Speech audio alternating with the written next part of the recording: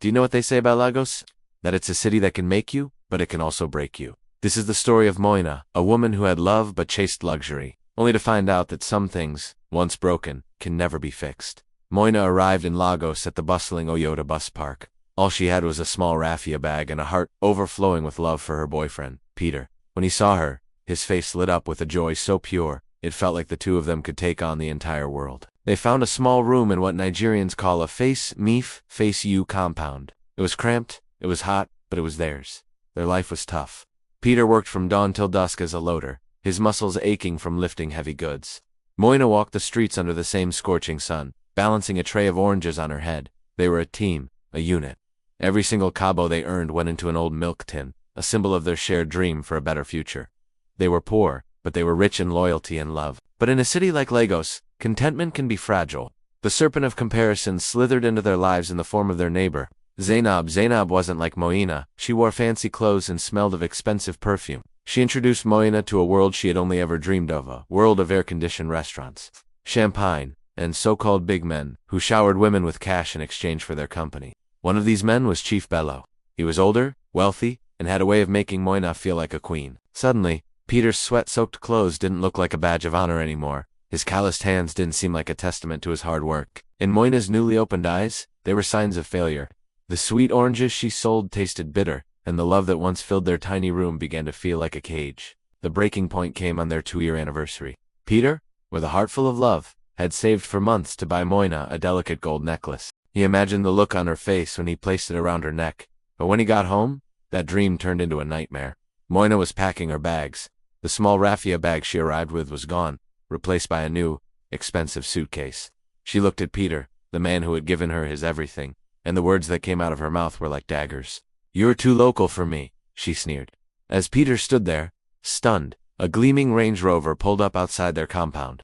Chief Bello was behind the wheel, leaving Peter on his knees in the dust, clutching the gold necklace. His world shattered into a million pieces. For the next 3 years, Moina lived the life she thought she wanted. She was Lagos' baddest, as she called herself on Instagram. Her rented apartment in Lekki was a backdrop for a life of parties, designer bags, and expensive weaves. The likes and comments poured in, feeding her ego. She was no longer the girl who sold oranges. She was a big girl, but it was all a performance. She was Chief Bello's side chick, a beautiful accessory he showed off at parties. She was not his partner. She was his entertainment. The illusion came crashing down the day she found out she was pregnant. When she told Chief Bello, expecting him to be happy, his response was cold and immediate. He cut her off completely. The money stopped, the calls went unanswered. He made it brutally clear. She was a temporary thrill, and her time was up. The Lagos baddest was evicted from her fancy apartment, with nothing but a growing belly and the bitter taste of regret. Desperate, and with nowhere else to go, she swallowed her pride and called the one person whose love she had thrown away, Peter. But the Peter who answered the phone was not the broken boy she had left weeping in the dust. He had channeled all his pain and energy into building a better life for himself. He had worked his way up from a loader to an operations manager at a major logistics company. He was successful, respected, and most importantly, he had found love again.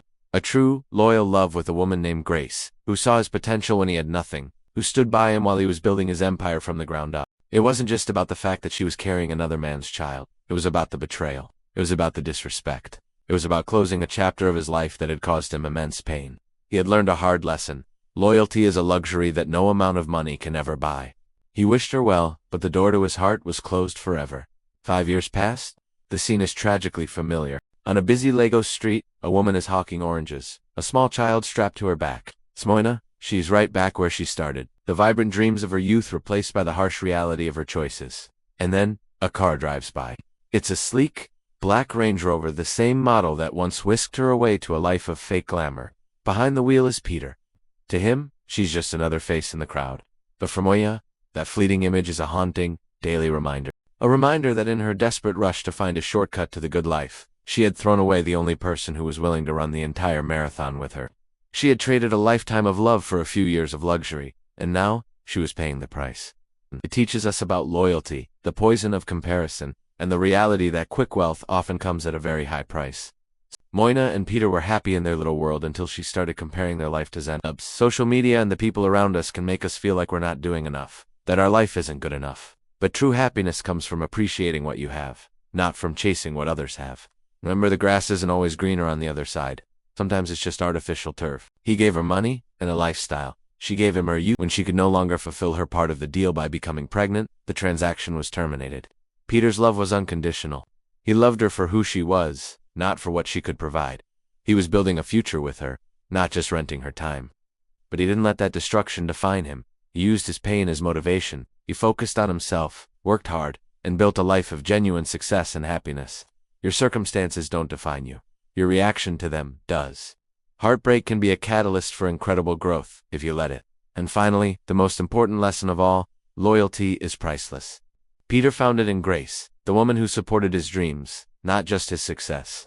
In the end, it wasn't the Range Rover or the Lecky apartment that mattered. It was having someone who would stand by you when you were still hawking oranges. Someone who believed in you when you had nothing but a dream in an old milk tin. That is true wealth. Moina's story is a tragedy, a cautionary tale that plays out every day. Don't be a Moina. Don't trade your diamonds for stones that just glitter. Build with someone, grow with someone, and cherish the loyalty you share, because, in the end, it's the only thing that truly lasts. Thanks for watching. If this story resonated with you, hit that like button, subscribe for more content, and share your thoughts in the comments below. See you in the next video.